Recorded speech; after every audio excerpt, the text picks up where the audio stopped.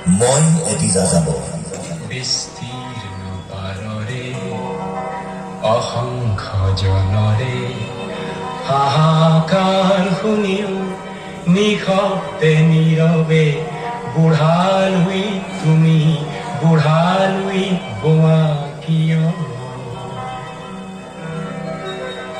বিস্তীৰ্ণ পাৰৰে অসংখ্য জনৰে হাহাকাৰ শুনিও নিশব্দে নীৰৱে বুঢ়ালৈ তুমি বুঢ়ালৈ গোৱা কিয়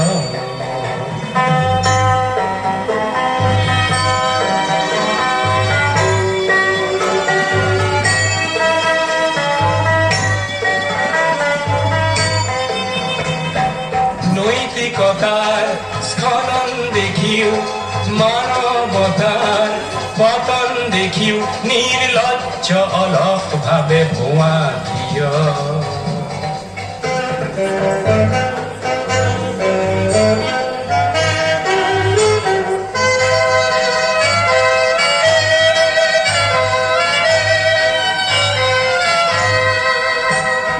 জ্ঞানবিহীন নিৰক্ষৰৰ খাদ্যবিহীন নাগৰিকৰ নেতৃবিহীনতা নিমাত কিয়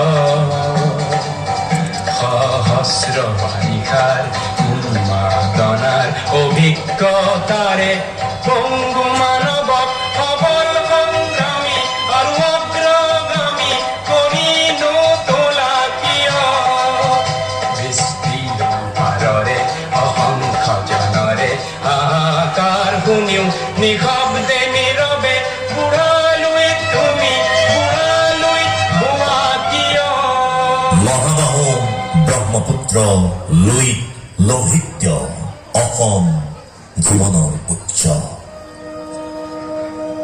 স্বকীয় ৰূপ লৈ বহাগ লৈ আহি কলৈ এই মহাবাহু ব্ৰহ্মপুত্ৰৰ বুকুত কোনো বাটত কোনো ঘাটত শুনা গৈছিল এক আজন্ম সুৰ যি সুৰে জগাইছিল মানৱতাৰ চেতনা আৰু বিৰাইছিল মৰম সেয়া আছিল ভূপেন্দ্ৰ সুৰ সুধা কণ্ঠলক্তৰ ভূপেন হাজৰিকাৰ সুৰ আৰু কণ্ঠ যি ব্ৰহ্মপুত্ৰৰ সন্তান অসমীয়াৰ সন্তান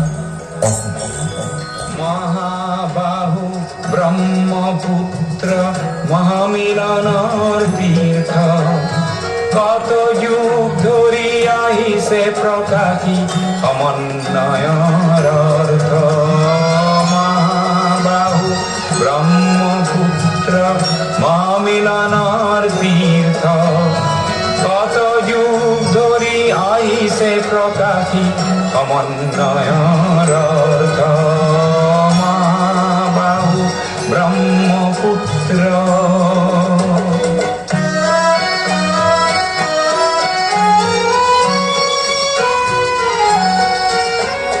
সুদূৰ কন্যকুব্জৰে পৰা বাৰ ভূঞা আহিছিলে সেই বংশতে শংকৰ দেৱ ইয়াতে জনমিলে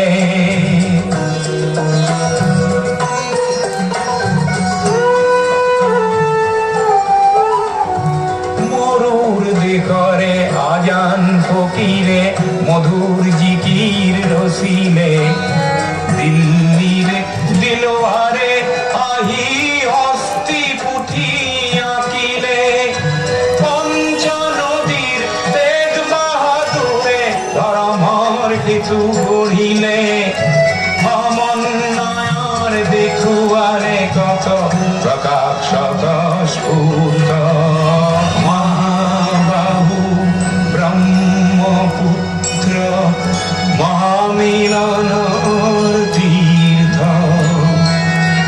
কত যুগ ধৰি আহিছে প্ৰকাশী সমন্বয়ৰ অৰ্থ মহাবাহু ব্ৰহ্মপুত্ৰ সুধাকণ্ঠৰ প্ৰথম সুৰ কুসুম্বৰৰ পুত্ৰ শ্ৰীশংকৰ গুৰুৱে ধৰিছিল নামৰ এটা আৰু সেই সুৰৰ পৰা আৰম্ভ হৈছিল এক অমৰ সংগীত যাত্ৰা যে যাত্ৰাৰ আৰম্ভণি আছিল, কিন্তু নাছিল কোনো অন্ত, নাছিল কোনো অন্ত।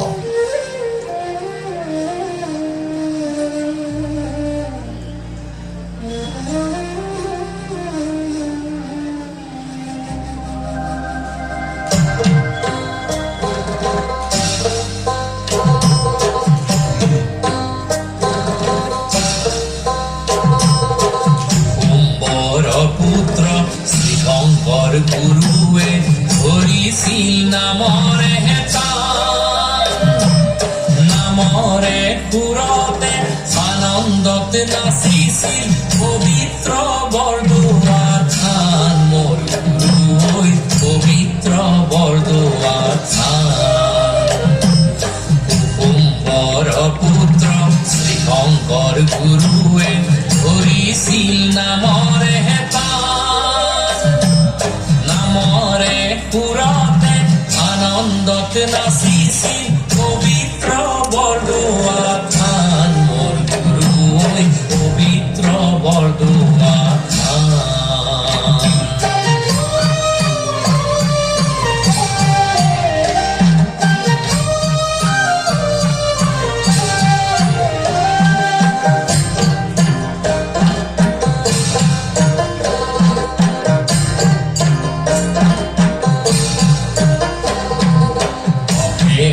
যাতনা গুঞ্জিলা শ্ৰীশংকৰ, গুঞ্জিলা শ্ৰীশংকৰ, চৰমৰ নামতে তুমি সকলো দুখলৈ পিঠি দিলা গুৰু।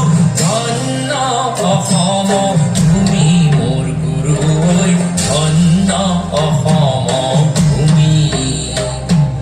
কুসুম্বৰ পুত্ৰ শ্ৰী শংকৰ গুৰুৱে ধৰিছিল নামৰে হেতা,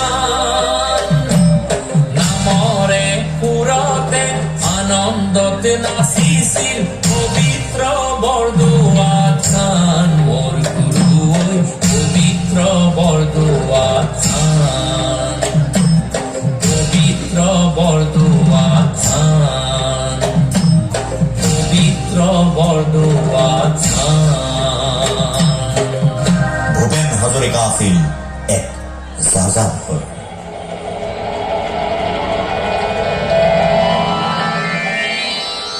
তেওঁ যাত্ৰা কৰিছিল জ্ঞানৰ, সুৰৰ আৰু মানৱতাৰ।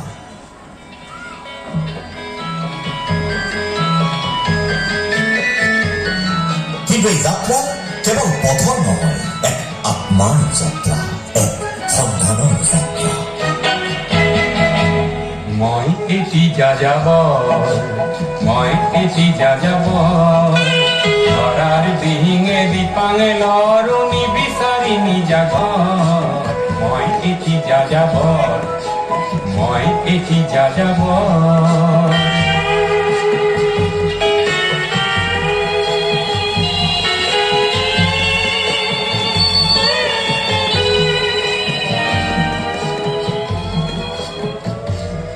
মই লুইতৰ পৰা মিছিছিপি হৈ ভলগাৰ ৰূপ চালো, অটোৱাৰ পৰা অষ্ট্ৰিয়া হৈ পেৰিছ সাৱটি ললো।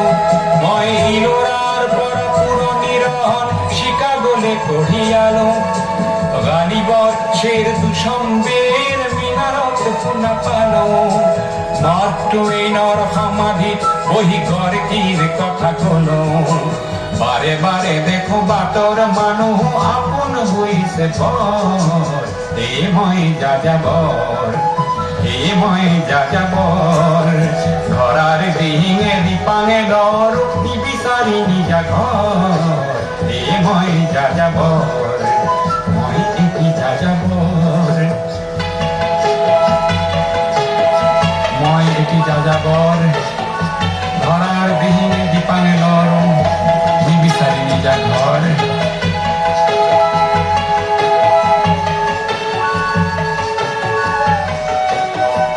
অসমীয়াই পবিত্ৰ মাটি, গীত আৰু সুৰ ধ্বনিৰে প্ৰতিধ্বনিত এক সংগমস্থলী। সুধা কণ্ঠই তেওঁৰ গানেৰে এই মাটিক অধিক উজ্জীৱিত কৰি তুলিছিল। তেওঁৰ কণ্ঠই আনিছিল বহাগৰ বতৰা।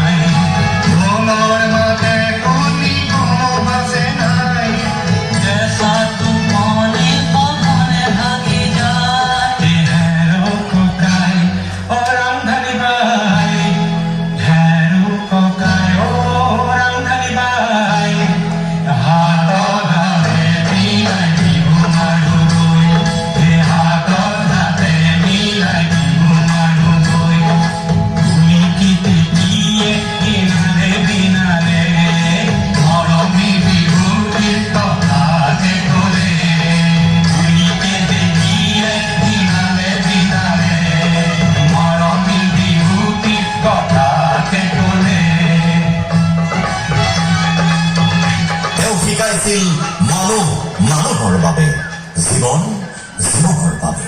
তেওঁৰ মতে মানৱতাৰ ঊৰ্ধত কোনো ধৰ্ম, কোনো ৰাজনীতি, কোনো বিভাজন নাই। তেওঁ আছিল মানুহৰ গায়ক, মানুহৰ শিল্পী। মানুহে মানুহৰ বাবে যদিহে অকণো নেভাবে, অকণি সহানুভূতিৰে ভাবিব কোনে নোকোৱা সমনীয়া। মানুহে মানুহৰ বাবে যদিহে অকণো নেভাবে, অকণি সহানুভূতিৰে ভাবিব কোনে নোকোৱা সমনীয়া। মানুহে মানুহৰ বাবে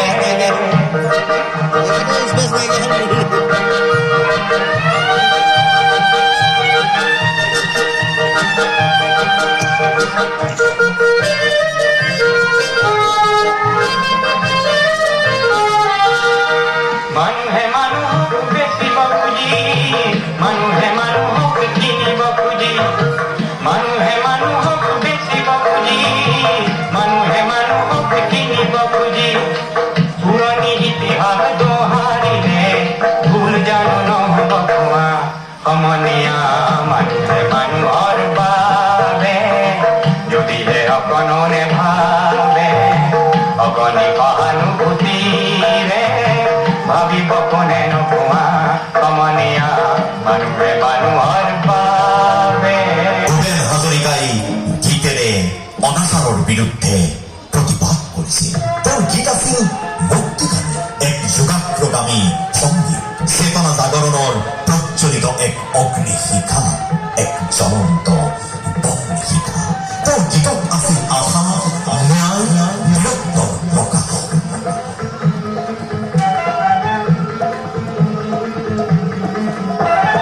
মুক্তিকামী লক্ষ্য জনৰ মৌন প্ৰকাশ শুনিছানে নাই?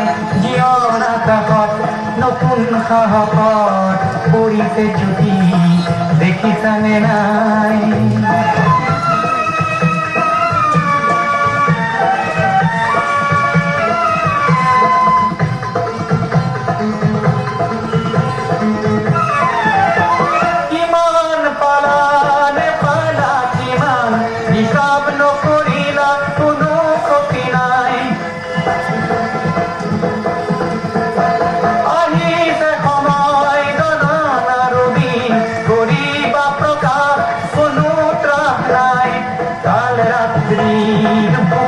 লুকায় আছে প্রভাত বুঝিলানে নাই?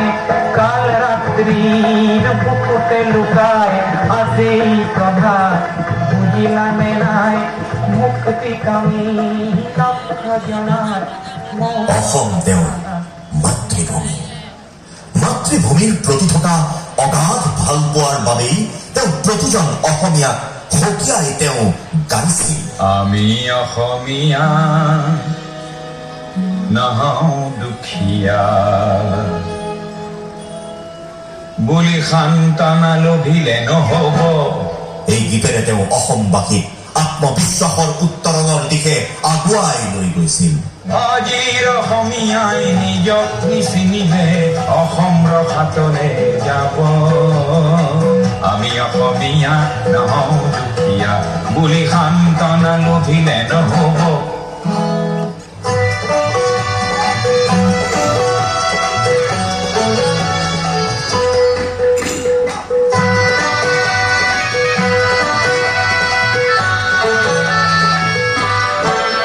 নানা জাতি উপজাতি ৰহণীয়া কৃষ্টি আকোৱালি লৈ হৈছিল সৃষ্টি এই মোৰ অসম দেশ। বিভেদ পৰিহৰি নিজ হাতে শ্ৰম কৰি দেশক নগঢ়িলে এই দেশ হ'ব নিশেষ আৰু মন বোৰ ভাগি ছিগি যাব। আজিৰ অসমীয়াই নিজক নবচালে অসমতে মগনীয়া হ'ব। আমি অসমীয়া নহওঁ দুখীয়া বুলি সান্তনা লভিলে নহব।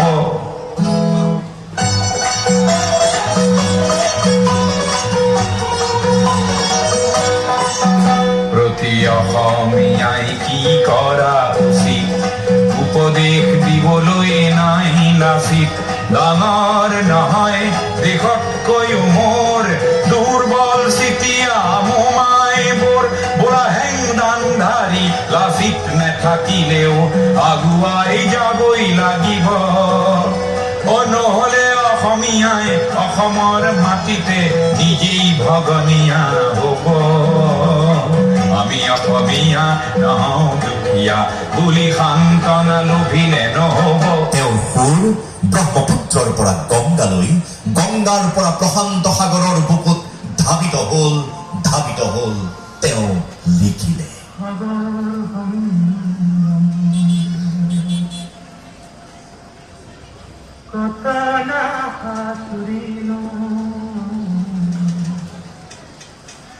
তথাপিতো হোৱা নাই তেওঁৰ গীত আছিল সময়ৰ সীমা অতিক্ৰম কৰা এক সুৰযাত্ৰা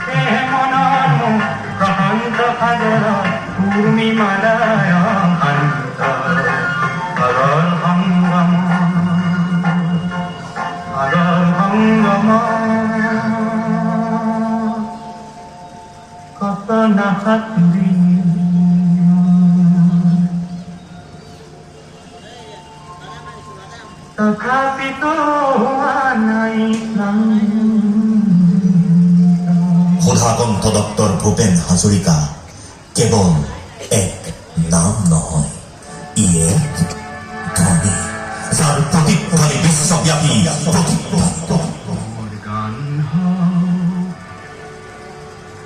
বহু আস্থাহীনতাৰ বিপৰীতে গভীৰ আস্থাৰ গান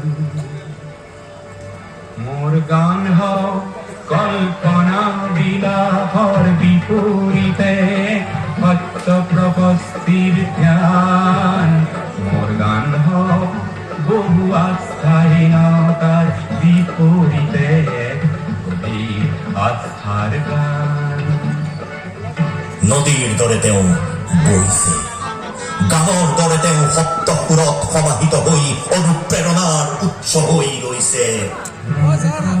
শৈলীতে মূৰ্ত হওক এক মধুৰ বৈচিত্ৰৰ মান। এই গানত জাগক জনৈক সংগ্ৰামী সৈনিকৰ মহাপ্ৰাণ। মোৰ গান হওক বহু আস্থাহীনতাৰ বিপৰীতে এক গভীৰ আস্থাৰ গান।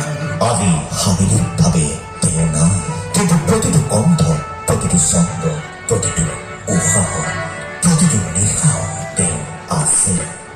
সমসাময়িক সংঘাত জীৱনৰ জ্যোতি প্ৰভাত। তাৰেই গান হওক ধন্য, হওক সমবেত কণ্ঠ অগণ্য। ধ্বংসমুখী দৃষ্টিভংগী কিম্বা মনোমালিন্য, এয়া নহয় মোৰ গানৰ লক্ষ্য, লক্ষ্য শান্তি অনন্য। মোৰ গান হওক বহু আস্থাহীনতাৰ বিপৰীতে এক গভীৰ আস্থাৰ গান।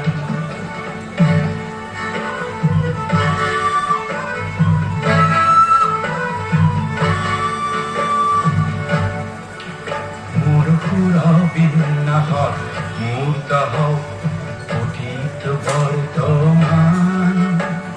চিৰ উজ্জ্বল ভৱিষ্যতেও যেন তাতেই কৰে মুঠে স্নান। মোৰ গান হওক বহু বাধাৰ প্ৰাচীৰৰ বিপৰীতে এক তীব্ৰ গতিৰ গান। মোৰ গান হওক বহু আস্থাহীনতাৰ বিপৰীতে এক গভীৰ আস্থাৰ গান। সুধাকণ্ঠই জনসমাজক শিকাই গ'ল সমন্বয়ৰ বতৰা, গাবলৈ শিকাই গ'ল একতাৰ জয়গান। স্বদেশ আৰু স্বজাতিৰ বাবে তেখেতে যি সৃষ্টি কৰিলে, সেই সৃষ্টিয়েই হ'ব আমাৰ আগন্তুক যাত্ৰাৰ মংগলৰ ধ্বনি। আমাক আজিও প্ৰেৰণা দিয়ে তেখেতৰ কণ্ঠই, তেখেতৰ গীতে, তেখেতৰ সুৰে। গীতৰ ভাষাৰেই তেওঁ জীপাল কৰিলে দেশৰ মাটি, আই অসমীৰ শীতল ফুলা।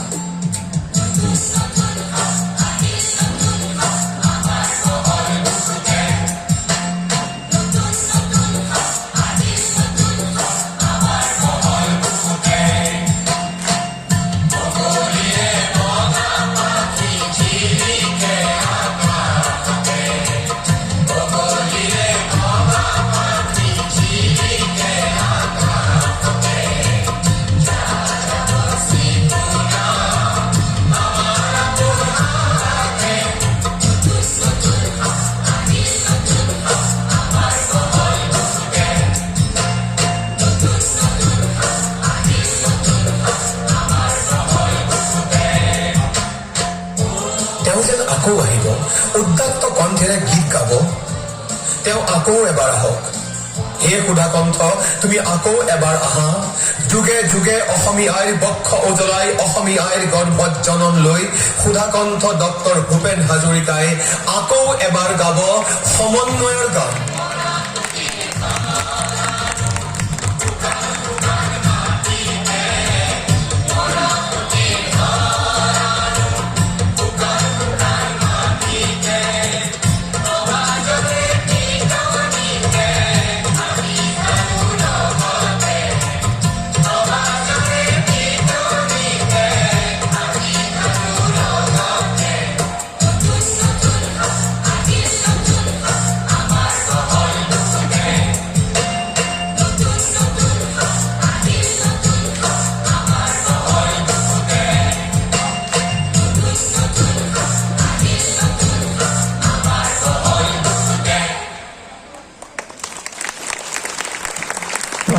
গৰ্জনে বক্ষ উদাৰি কলে তোমাৰ কাম্য কি কোৱা।